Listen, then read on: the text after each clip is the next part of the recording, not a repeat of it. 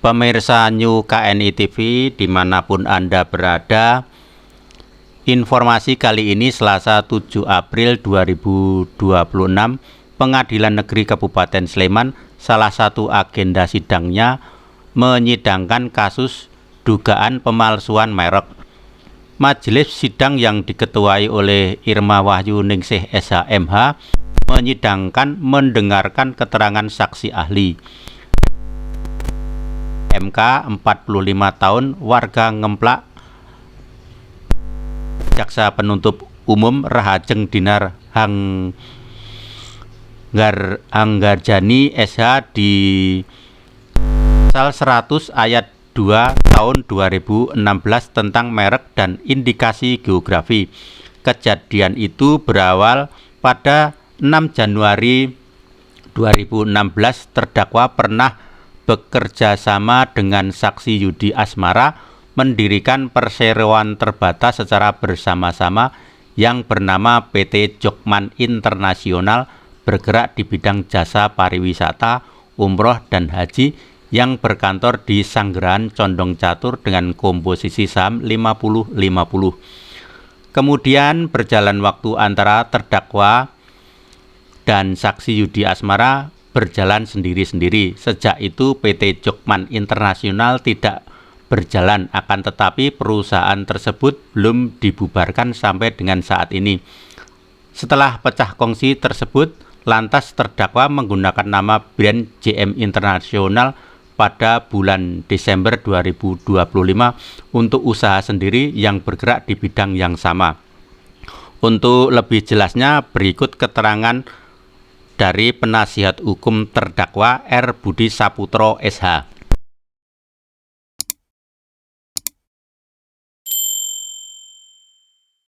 Saputro dari kantor hukum RBS & Partner. Saya sebagai penasihat hukumnya terdakwa dalam perkara merek, jadi terjeratan di pidana di pasal 100 ayat 2 Undang-Undang Merek. Jadi saat ini sudah berjalan di dalam tahap untuk pemeriksaan atau keterangan saksi ahli dari JPU. Tapi sudah 2 kali ini tidak hadir saksi ahli dari JPU, dan kami sebagai penasihat hukum sebetulnya keberatan karena hanya dibacakan di persidangan saja. Tapi ini sudah akhirnya keberatan tercatat, dan besok itu masuk tahap ke pemeriksaan terdakwa untuk persidangan selanjutnya. Jadi perkara ini sebetulnya kan perkara yang menurut kami ini perkara dipaksakan, karena klien kami terdakwa ini kan sudah menggunakan merek dari 2015 dan untuk menjalankan usaha jasa, yaitu biro umroh.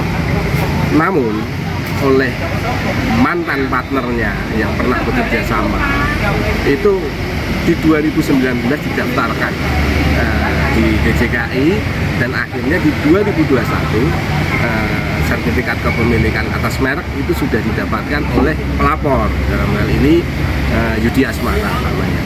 Nah, saat sudah memegang sertifikat kepemilikan atas merek, ternyata itu tidak pernah digunakan sama sekali, tidak pernah digunakan untuk menjalankan usaha apapun.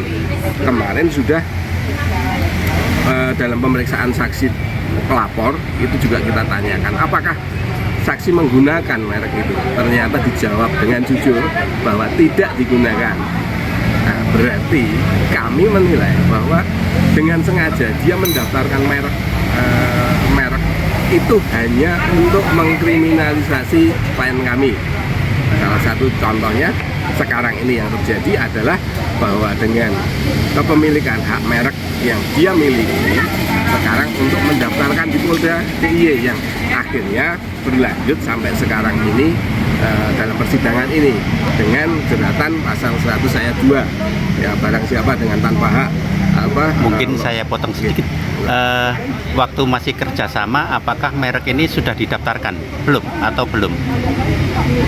Saat bekerja sama belum pernah didaftarkan. Belum pernah didaftarkan. Ya, jadi klien itu menggunakan dari tahun 2015 itu belum didaftarkan. Ya.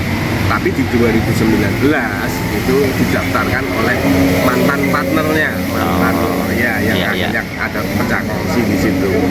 Sedangkan dalam perjalanannya waktu, masing-masing ini kan buka sendiri-sendiri di tahun 2015, pelapor dengan usahanya sendiri yang bukan dengan nama JM Internasional ya, hanya sekedar didaftarkan saja. Ternyata tidak ada bukti kemarin sama sekali bahwa dia menggunakan merek yang didaftarkan untuk menjalankan usahanya. Jadi kami sempat berspekulasi gini, kalau undang-undang itu diterapkan dengan cara seperti ini, bisa saja dong kita umpamakan ada satu usaha bakpia yang saat itu sudah laris, sudah bagus, kualitasnya bagus, tapi oleh pemilik bakpia ini lupa untuk didaftarkan atau belum didaftarkan. Berarti boleh dong saya daftarkan. Terus setelah saya mendapatkan hak eksklusif dari GCKI tentang merek itu, pemilik bakpia yang asli yang pertama sudah merintis itu dan berjalan, kita laporkan. Kan sama kalau kita kita rangkai dari satu kejadian ini kan sama. Berarti siapapun boleh mendaftarkan merek yang merek itu sudah digunakan lebih dulu tapi belum didaftarkan dan kita pidanakan. Nah, kalau hukum dijalankan dengan cara seperti ini, terus manfaat dari undang-undang merek itu sendiri untuk apa? Hanya untuk menjerat orang, hanya untuk menjerat suatu pengusaha yang lupa belum mendaftarkan atau belum sempat mendaftarkan. Sebetulnya kan undang-undang sendiri itu kan untuk melindungi pemilik merek, sebetulnya pemilik usaha dengan adanya merek didaftarkan supaya tidak dijiplak atau ditiru oleh orang lain atau tidak disalahgunakan. Tapi akhirnya yang terjadi sekarang malah justru pelaku usaha dijerat pidana karena belum mendaftarkan merek, dan merek tersebut ternyata didaftarkan oleh pihak lain dan untuk tidak digunakan.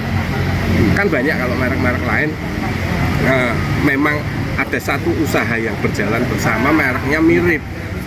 Akhirnya saling ngeklaim, yang punya asli punya saya, ini bilang punya saya.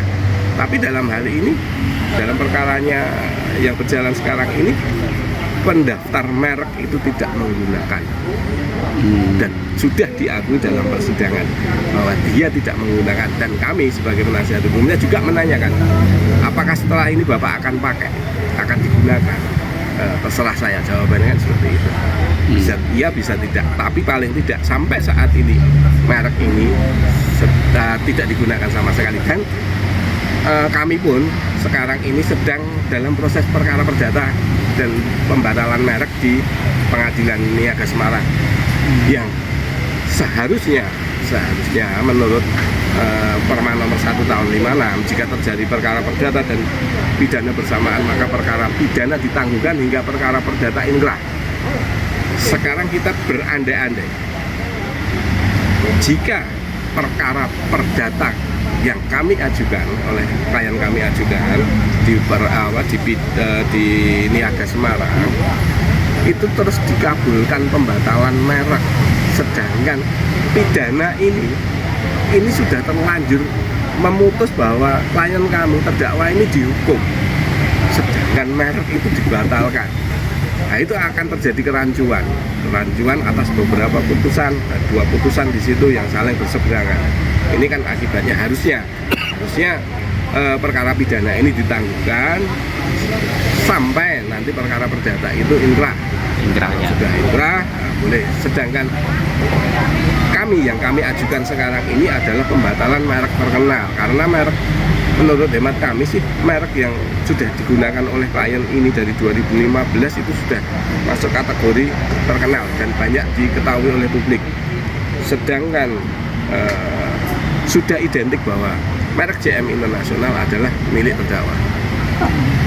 Tidak ada satupun saksi kemarin yang mengatakan bahwa pemilik JM Internasional adalah pelapor Yudi Asmara. Tidak sama sekali. Tidak ada yang tahu bahwa JM Internasional adalah milik Yudi Asmara. Itu. Dan kita juga ada gugatan PMH di Pengadilan Kota Yogyakarta karena saat itu kami sedang mengajukan penghapusan merek di Pengadilan Niaga Semarang. Muncul satu bukti, yaitu berupa surat pernyataan dari seseorang yang mengaku dirinya adalah pencipta merek, yang menciptakan merek di tahun 2012. Sedangkan surat pernyataan itu ditandatangani di tahun 2024, dan di situ klaim bahwa dia menciptakan merek di tahun 2012 untuk diberikan kepada Yudi Asmara atau pelapor dalam hal ini. Nah, dari situ menjadikan dasar bahwa seolah-olah merek itu adalah miliknya pelapor. Sedangkan kami punya bukti kuat dari sosial media bahwa saat itu dari 2015 sudah menggunakan merek itu, sudah menggunakan dengan logo itu, dan kita jadikan bukti juga nantinya di Pengadilan Negeri Sleman. Dan juga kita sudah jadikan bukti di Pengadilan Niaga Semarang. Nah, itu salah satu gambaran ringkas bahwa perkara ini menurut kami ini perkara yang dipaksakan sebetulnya. Masih ada perkara perdata yang berjalan, dipaksakan pidananya berjalan, dan secara fakta bahwa terdakwa ini adalah orang yang sudah menggunakan merek dari tahun 2015 dan akhirnya di tahun 2019 didaftarkan oleh pelapor. Ya, pada intinya seperti itu, makanya kami sekarang lagi berjuang supaya kebenaran ini menjadi benar-benar benar. Maksudnya penerapan hukum itu tidak saklek hanya karena kata-kata dalam undang-undang, tapi dilihat secara fakta di lapangan, supaya tidak akan terjadi penzoliman atas undang-undang yang mulia. Sebetulnya kan undang-undang ini dibuatkan untuk kepentingan yang mulia. Maksudnya mulia itu supaya orang-orang yang benar-benar berhak terlindungi oleh itu. Tapi ternyata sekarang bisa juga digunakan oleh orang-orang yang punya kepentingan, entah itu karena dendam, entah itu karena pengen menjatuhkan salah satu pihak, entah itu karena akan mengkriminalisasi. Ya, akhirnya seperti itu. Makanya kami punya harapan besar sih bahwa semua penegak hukum ini bisa menjalankan hukum ini secara fair, secara adil, dan tidak ada kepentingan terselubung di situ. Salah satunya memfasilitasi orang yang punya dendam. Orang punya dendam difasilitasi dengan dengan pasal-pasal tertentu untuk mengkriminalisasi seseorang. Ya, kami tidak menuduh dalam hal ini, tapi memang ada riwayat di sini antara terdakwa dan pelapor itu ada satu permasalahan yang dulu akhirnya pecah kongsi, yang mungkin sekarang ini dijadikan oleh pelapor itu menjadi satu media bahwa dia bisa membalas. Karena dalam keterangan pelapor saat persidangan, kenapa dia melaporkan merek ini yang digunakan oleh terdakwa ini menjadi pidana, intinya dia tidak terima, khawatir kalau dulu saat bekerja sama kan punya jamaah banyak, akhirnya jamaahnya itu lebih cenderung ikut kepada usahanya terdakwa. Itu kan sebetulnya sangat tidak mendasar, itu hak seseorang. Mau milih kemanapun itu haknya jamaah, tidak diukur dari sedangkan ini kan tidak ada keharusan. Jamaah yang dulu nggak boleh diambil oleh satu pihak manapun, itu kan nggak ada kejadian seperti itu. Ya, intinya sangat tidak mendasar. Kenapa itu dilaporkan? Karena ini menurut keyakinan kami adalah yang saya sampaikan tadi, dan proses semoga kedepannya kebenaran akan tetap menjadi faktor utama bahwa terdakwa ini tidak ada niat buruk atau niat jahat dalam menggunakan merek, karena memang sudah duluan menggunakan. Dan di sini perlu digarisbawahi, pelapor tidak ada kerugian, gitu. Mungkin dari kami penasihat hukum terdakwa dalam perkara merek ini, mohon doanya semoga yang benar menjadi benar dan yang salah tetap akan jelas-jelas menjadi salah, gitu. Mungkin tadi kan sebelumnya kan mereka usaha bersama ya, Ya. Terus terjadi pecah kongsi, Ya. Kemudian terdakwa ini menjalankan usahanya pakai usaha yang sudah ada ya. Ya, jadi gini. Terus yang satu menjalankan usaha juga tapi tidak menggunakan nama ini atau bagaimana? Ya, jadi usaha mereka itu dimulai dari 2012 sampai 2015. Akhirnya pecah kongsi di 2015. Pelapor itu menggunakan merek Vistator. Kalau dulu pas saat bersama kan menggunakan Jokmah Internasional. Ya. Terus setelah pecah kongsi, mereka dan pelapor itu menggunakan Vistator. Terus terdakwa ini menggunakan JM Internasional, ya, dengan PT yang baru. Jadi sudah PT yang saat mereka berdua bekerja sama ini sudah PT-nya sudah tidak aktif kembali. Ya. Terus mungkin muncullah dari setelah pecah kongsi ini memang terjadi ada bisa pecah kongsi itu karena pastinya di internal pernah terjadi masalah yang mungkin ya sudah dianggap itu menjadikan ini tidak berlanjut, tidak bisa berlanjut. Berarti tadi merek tadi di 2019 dipatenkan itu sama gitu. Padahal dia sudah punya nama sendiri gitu ya. Ya, dan sampai sekarang tidak pernah digunakan sama jadi sekali. benang merahnya sudah ketemu ya. Ya. Tapi kok jaksa bisa menuntut seperti itu, alasannya apa? Ya, bisa karena kepentingan, bisa karena sudut pandang. Karena undang-undang itu kalau kita melihat melihat secara sudut pandang orang buta ya tetap menjadi benar walaupun nabrak-nabrak gitu kan. Ya tergantung sekarang mau pakai nurani atau tidak. Gitu. Kalau melihatnya pakai nurani pastinya akan kronologi apa fakta yang terjadi sebenarnya pasti akan menjadi pertimbangan di situ. Siapa sih yang pakai duluan, walaupun ini kan secara administrasi saja yang belum didaftarkan. Dan DJKI sendiri ternyata kan dia memberikan izin itu tanpa ada pengecekan di lapangan, apakah yang didaftarkan seseorang ini sudah ada yang pakai tapi belum pernah didaftar. Itu kan tidak menjadi pertimbangan bahwa syarat-syarat secara administrasi lengkap sama oleh DJKI pasti dikabulkan. Dan setiap ada perkara di situ mereka berprinsip bahwa first to file, siapa duluan yang mendaftarkan. Jadi fakta yang sebenarnya ini kalau dilihat dari sudut pandang seperti itu, fakta itu tidak ada artinya. Otomatis fakta yang sebetulnya itu menjadi satu kebenaran. Kebenaran tidak ada artinya juga kalau sudut pandangnya di situ. Tapi kalau sudut pandang yang benar-benar dikehendaki undang-undang adalah melindungi orang yang punya merek, punya usaha supaya tidak disalahgunakan, intinya kan seperti itu.